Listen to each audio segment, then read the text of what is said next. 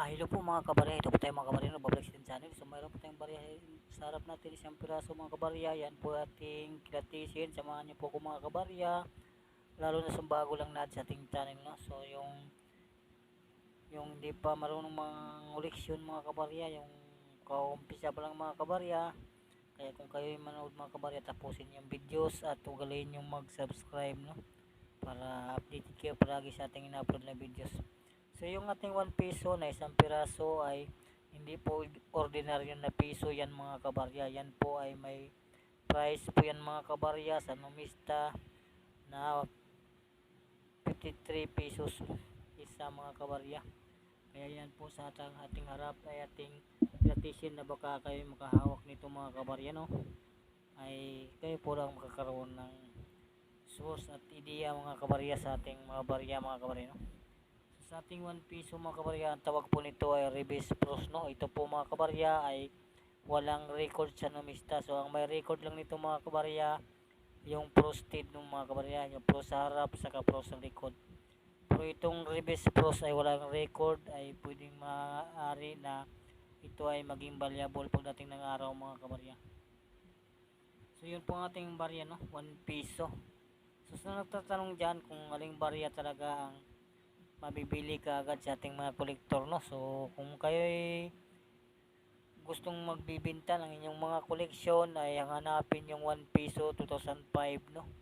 Yun po ay mabili ka agad sa ating mga kolektor. So itong ating hawak ay hindi ito nagtatak ng pangalan sa mga kolektor, no? Ito ay mababa lang din ang mintage dahil ito ay walang record, no?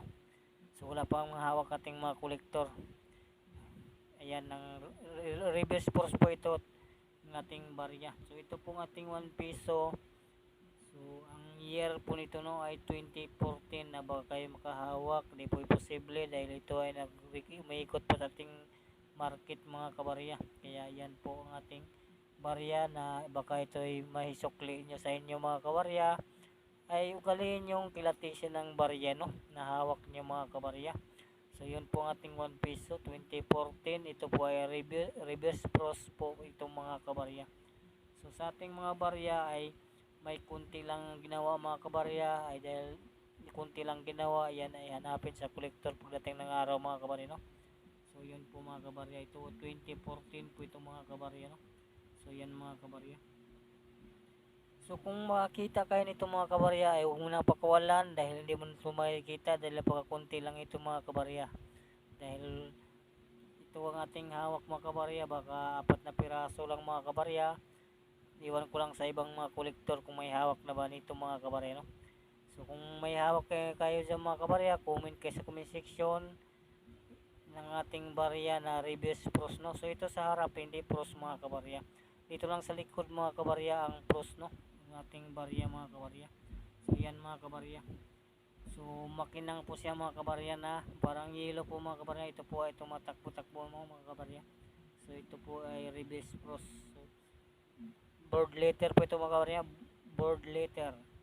So yan po parang pros talaga siya mga kabarya. So reverse pros nga lang mga kabarya.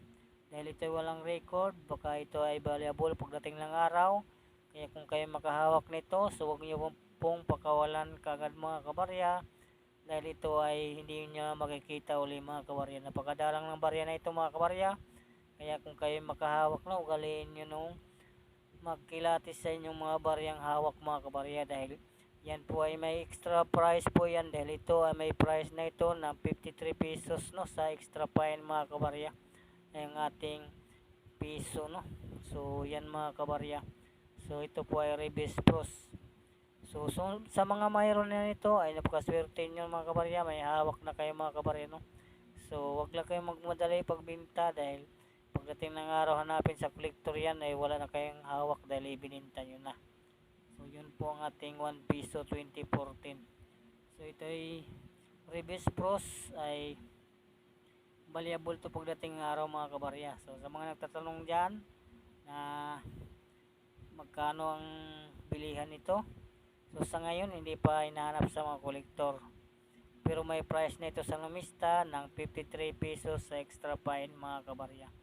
So yun po ang ating barya na 1 piso, no?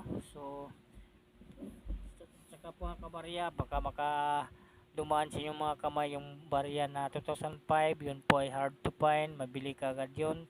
1 piso ganito na 2005 mga kabarya, yun po ay hard to find, napakakunti lang ng ginawa mga kabarya doon. Yun po 1 piso na yun ay nagkaroon po ng pangalan sa ating mga kolektor, kaya patok po siya mga kabarya. So sa ating hawak mga kabarya, dahil ito ay maraming variation, so di pa ito hinahanap, no? So pagdating ng araw ay hanapin dito mga kabarya sa ating mga kolektor, no?